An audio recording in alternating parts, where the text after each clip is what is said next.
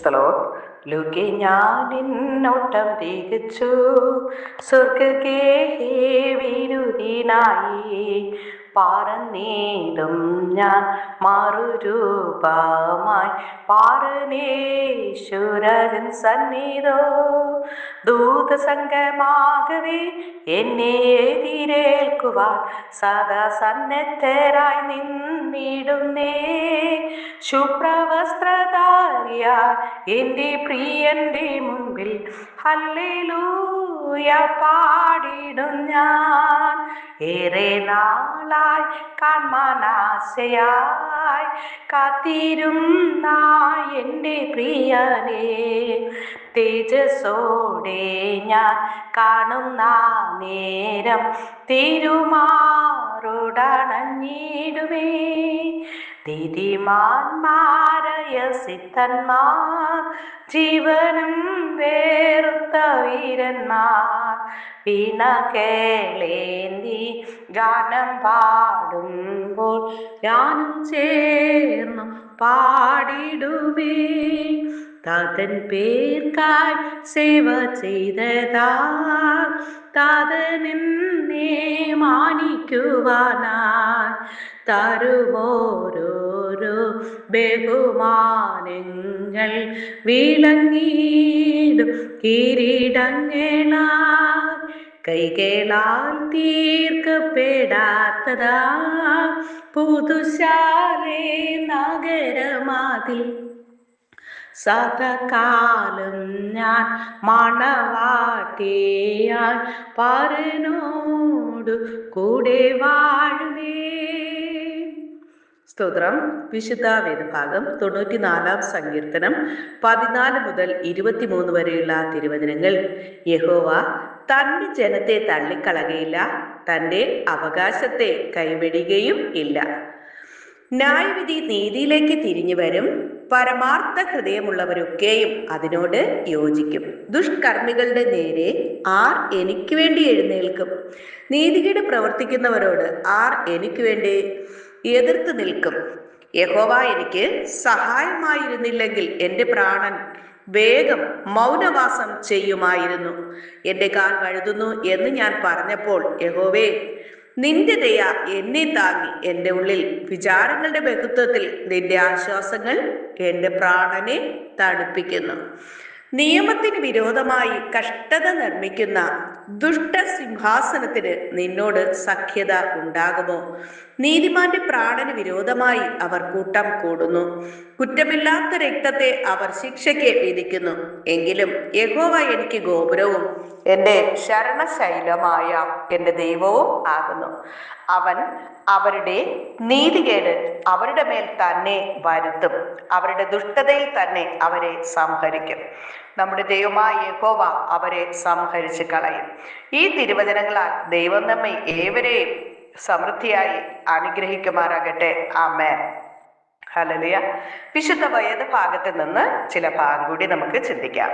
പുറകോട്ട് പോകരുത് എന്നതിനെ കുറിച്ച് ദൈവവചനത്തിലൂടെ നമുക്ക് നോക്കാം. മർക്കോസ് എഴുതിയ സുവിശേഷം 3-ാം അധ്യായം 2-ാമത്തെ തിരുവചനം.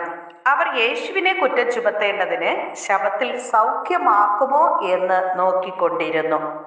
യേശുവിനെ കുറ്റം ചുമത്തുവാൻ പള്ളിയിലുള്ളവർ ശ്രമിക്കുന്നു.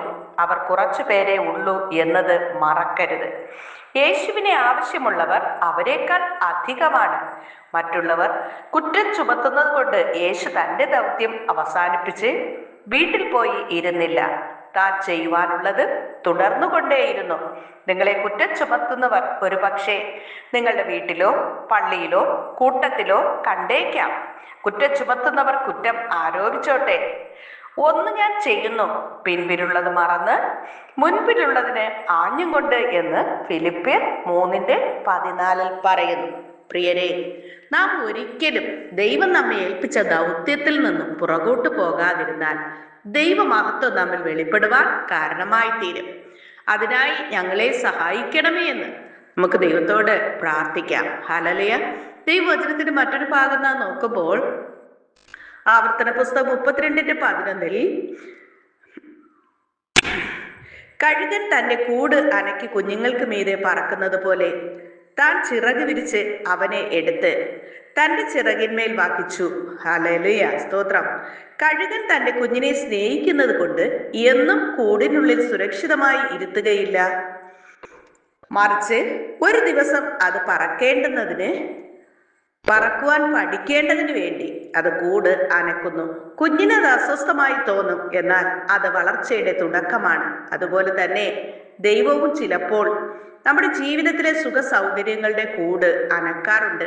നാം ആഗ്രഹിക്കാത്ത കഷ്ടനഷ്ടങ്ങളും പരീക്ഷകളും നമ്മുടെ ജീവിതത്തിൽ വരുമ്പോൾ ദൈവം നമ്മെ ഉപേക്ഷിച്ചുവെന്ന് തോന്നാം.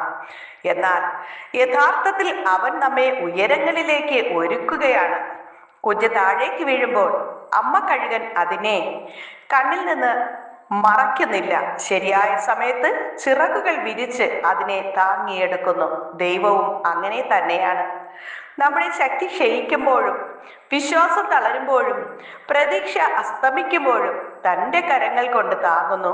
നാം വീണുപോകുവാൻ അനുവദിക്കുകയില്ല, മറിച്ച് കൂടുതൽ ഉയരങ്ങളിൽ പറക്കുവാൻ നമ്മെ പരിശീലിപ്പിക്കും. ദൈവത്തിന്റെ കരുതൽ എല്ലായ്പ്പോഴും അപകടങ്ങളിൽ നിന്ന് ഒഴിവാക്കുന്നതിനാലല്ല, അപകടങ്ങൾക്കിടയിലും നമ്മെ സുരക്ഷിതമായി കടത്തിക്കൊണ്ടുപോകുന്നതിനാണ്. പ്രിയ ദൈവപൈതലേ, ഓരോ പരീക്ഷയും നമ്മെ തകർക്കാനല്ല, മറിച്ച് നമ്മുടെ ആത്മീക ചിറകുകൾ ശക്തിപ്പെടുത്തുന്നതിനുള്ള ഉറപ്പോടെ മുന്നേറുവാനാണ്. അതിനായി ദൈവകൃപയിൽ ആശ്രയിച്ച് മുന്നോട്ട് പോകാൻ ഞങ്ങളെ സഹായിക്കണമേ എന്ന് നമുക്കൊരു വിശേഷനോട് പ്രാർത്ഥിക്കാം. സ്നേഹവാനായ നല്ല ദൈവമേ കർത്താവേ, ഒരിക്കൽ കൂടി അങ്ങേ നോക്കി സ്തുതിപ്പാനും മഹത്വപ്പെടുത്തുവാനും ആയുസിന്റെ ഒരു ദിനം കൂടി നടന്ന കൃപയ്ക്കായി നന്ദിയോട് സ്തുതിക്കുന്നു, സ്തോത്രം ചെയ്യുന്നപ്പ. അടയാളുടെ ജീവിതത്തിൽ ദൈവം ചെയ്ത സകല നന്മകൾക്ക് നന്ദി പറയുന്നു. തന്ന സൗഖ്യത്തിനായി, വിടുതലിനായി, സമാധാനത്തിനായി നന്ദി നിറഞ്ഞ ഹൃദയത്തോടെ ദൈവത്തെ സ്തുതിക്കുന്നു. അപ്പ സ്തോത്രം ചെയ്യുന്ന കർത്താവേ, കഴിഞ്ഞ രാത്രികാലം ഞങ്ങളെപ്പോലെ ഉറങ്ങാൻ കിടത്തി എത്രയോ പേർക്ക് ഈ പകൽക്കാലം കാണാൻ കഴിയാതിരിക്കുമ്പോൾ ഞങ്ങളെയും ഞങ്ങളുടെ കുടുംബമുള്ളവരെയും പ്രാർത്ഥനയിൽ പങ്കെടുക്കുന്ന എല്ലാ മക്കളെയും ദൈവം കണ്ണിലേക്ക് ഇഷ്ടമടി പോലെ കാത്തതിനായി, പരിപാലിച്ചതിനായി നന്ദി നിറഞ്ഞ ഹൃദയത്തോടെ ദൈവത്തെ സ്തുതിക്കുന്നു, സ്തോത്രം ചെയ്യുന്നു. ദൈവം ചെയ്ത സകല നന്മകൾക്ക് നന്ദി നാഥ. കർത്താവേ, വിവിധ വിഷയങ്ങളാൽ ഭാരത്തോടെ ഈ പ്രാർത്ഥനയിൽ പങ്കെടുക്കുന്ന ഓരോ മക്കളുടെയും പ്രാർത്ഥനാ വിഷയങ്ങൾ സ്തോത്രത്തോടുകൂടെ അപ്പന്റെ കരങ്ങളിൽ ഏൽപ്പിക്കുന്ന നാഥ, അങ്ങ് ശ്രദ്ധ വെച്ച് കേട്ട് തക്ക സമയം മറുപടി നൽകി മാനിക്കണമേ, അനുഗ്രഹിക്കണമേ, സകലരെയും നിത്യജീവന് വേണ്ടി ഒരുക്കണമേ എന്ന് പ്രാർത്ഥിക്കുന്നു നാഥ. ഒരു മനുഷ്യൻ സർവ്വലോകവും നേടിയാലും അവന്റെ ആത്മാവിനെ നഷ്ടമാക്കിയാൽ എന്ത് പ്രയോജനമെന്ന് ദൈവത്തിന്റെ വചനം ചോദിക്കുമ്പോൾ, ദൈവദാനമായി നൽകിയ ആത്മാവിനെ നഷ്ടമാക്കാതെ നിത്യജീവന് വേണ്ടി ഒരുങ്ങുവാൻ അങ്ങ് സഹായിക്കണമേ എന്ന് പ്രാർത്ഥിക്കുന്നപ്പ. അനുഗ്രഹിക്കണമേ, മാനിക്കണം. സന്തോഷ സൗഖ്യ സമാധാനമുള്ളവരായി അന്ത്യത്തോളം നിലനിൽപ്പാൻ അങ്ങ് സഹായിക്കണമേ. കൃപയ്ക്കുള്ളിൽ മറച്ചുകൊണ്ട് യേശു കർത്താവിന്റെ നാമത്തിൽ ചോദിക്കുമ്പോൾ കൃപയോടെ കേൾക്കണം നല്ല പിതാവേ, ആമേൻ. God bless you. യേശുവിന്റെ സമാധാന സകല ഹൃദയങ്ങളിൽ നിറയുമാറാകട്ടെ. ആമേൻ.